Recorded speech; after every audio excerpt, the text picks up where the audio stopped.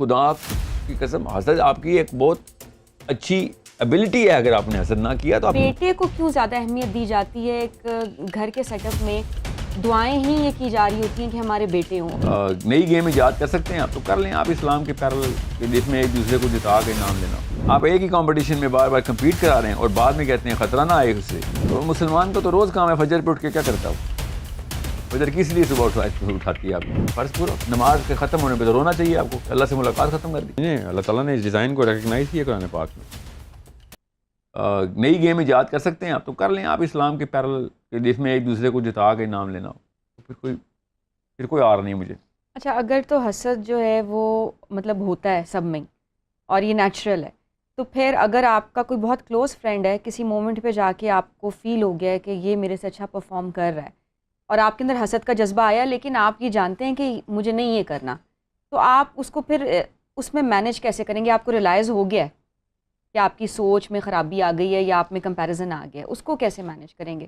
دیکھیں ہر انسان نا کسی نہ کسی موقع کے اوپر اپنے آپ کو سیٹل کرتا ہے. اللہ تعالیٰ کا یہ نظام ہے کہ اچھا وہ فزکس میں ٹاپ کر گیا تو چلو میں لٹریچر میں بڑا اچھا ہوں. ہر انسان اپنے آپ کو دلاسا دے کے، کیونکہ سب ایک ٹیمپرری فیلنگ حسد کی فیلنگ ہے ٹیمپرری.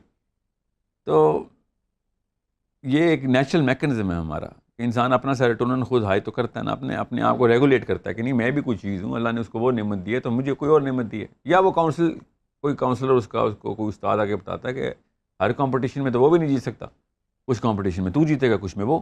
ٹھیک ہے، تو یہ سبسائڈ ہو جاتا ہے یہ والا معاملہ. مگر آپ ایک ہی کمپٹیشن میں بار بار کمپیٹ کرا رہے ہیں اور بعد میں کہتے ہیں خطرہ نہ آئے اس سے، تو آپ کا بیسٹ فرینڈ کیوں نہ مارے آپ کو؟ کمپٹیشن میں کون سی فرینڈ شپ ہے؟ فرینڈ شپ کا کمپٹیشن ہو رہا ہے یا ٹاپ کرنے کا کمپٹیشن ہو رہا ہے؟ اگر فرینڈ شپ کا کمپٹیشن ہو رہا ہے جس کا نام ہی اسلام ہے، ایک دوسرے کا ساتھ نبھاؤ اور پہنچاؤ ایک دوسرے کو، تو وہ تو کوئی کمپٹیشن نہیں ہے نا. تو میں نے کہا نا being Muslim is the only antidote. آخرہ is the only remedy, that's the only medicine. If you are not آخرہ based, please don't fool yourself that you not gonna be jealous. Don't اپنے آپ کو دھوکہ مت دیں اور اپنے آپ کو کنفیوز نہ کریں. مفت میں ڈپریشن میں جائیں گے آپ. ایول کا کانسیپٹ، گڈ کا کانسیپٹ صرف اسلام میں. ٹھیک ہے، jealousy is equal, course jealousy is equal, jealousy is equal. مگر اگر آپ نے گڈ اینڈ ایول کی گیم نہیں کھیلنی تو پھر ایول اور گڈ کے اصول کیوں استعمال کر رہے ہیں آپ؟ Evil should be a very good force for you.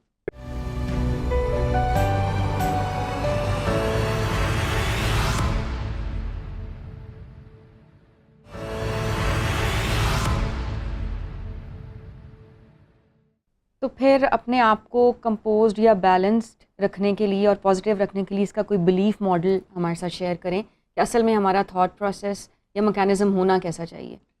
میں نے آپ سے کہا بلیف ماڈل یہی ہے کہ اگر ایسی کھیل ایجاد کر لیں جس میں ایک دوسرے کو جتانا ہو آپ نے، ٹھیک ہے، تو وہ کھیل ہے نا، اللہ نے ایجاد کر دی ہوئی ہے، اس کا نام اسلام ہے. ایک دوسرے کو پہنچانا ہے آگے، اپنے جسم کو کاٹ کے پیش کرنا ہے لوگوں کو، اپنی ٹانگ کسی کو دے کے وہ بھاگ سکے. یہ ہے اسلام کہ تو پہنچ جا.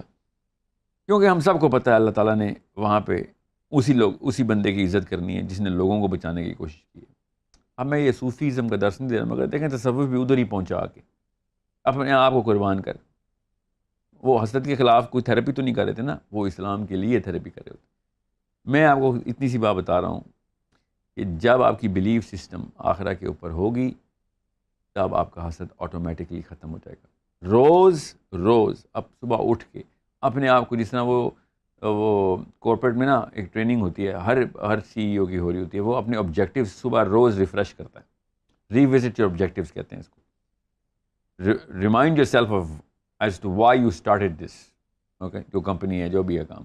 ایتھلیٹس کو بھی یہ ٹریننگ ہوتی ہے کہ صبح اٹھ کے اپنے گول، جو منزل کا تعین دوبارہ سے کرو.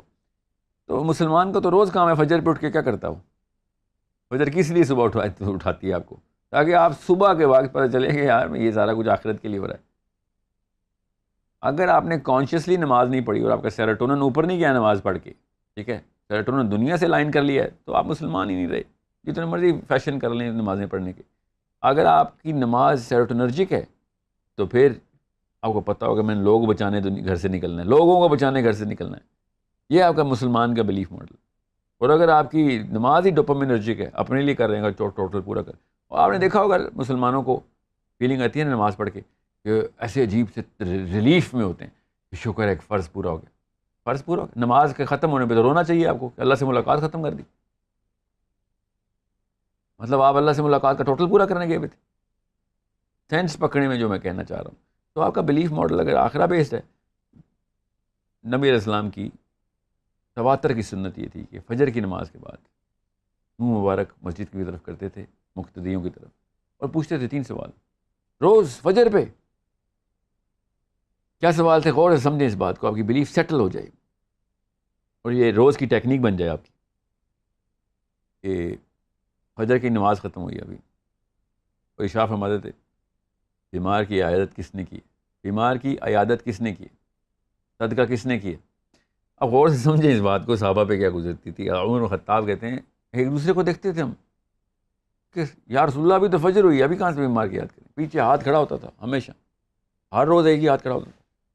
علی بن ابی طالب کہتے ہیں کہ ایک دم ہم نے پوچھا ابو بکر صدیق سے بیمار کی یاد کدھر کی ہے, ابھی تو فجر ہوئی ہے. وہ بتاتے تھے پھر کہاں کہاں پہ کون کون سا شخص بیمار ہے. فجر کے لیے اس کے گھر جاتے تھے کہ چلنا ہے ساتھ, بیمار ہے عیادت کر کے آتے تھے, صدقہ کر کے آتے تھے. اس موقع پہ علی بن ابی طالب نے کہا ابو بکر صدیق رضی اللہ عنہ کے بارے میں, علی بن ابی طالب کہتے ہیں کہ ہر نیکی سے پہلے, اور سے سمجھیں اس بات کو, ہر نیکی سے پہلے ابو بکر ہے. کہ ابھی اب دن سٹارٹ ہوا ہے, ہم اسٹیبلش کریں اپنے آپ کو, اور وہ بازی لے کے بھی جا چکے. میں کیوں آپ کو بتا رہا ہوں؟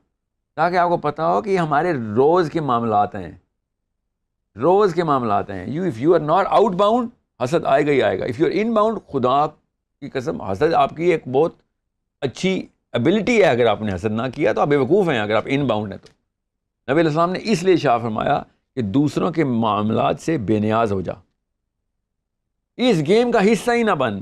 تیری گیم صرف اللہ کے معاملات ہیں.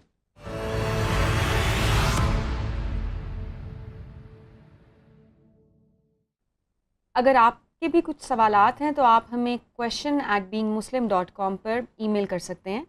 سال صاحب, ہمیں بہت سی ای میلز موصول ہوئی ہیں جن میں لوگ آپ سے یہ سوال کر رہے ہیں کہ بیٹے کو کیوں زیادہ اہمیت دی جاتی ہے ایک گھر کے سیٹ اپ میں.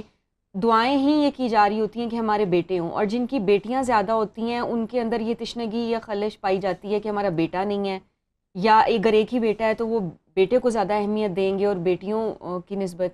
تو اس کی وجہ کیا ہے؟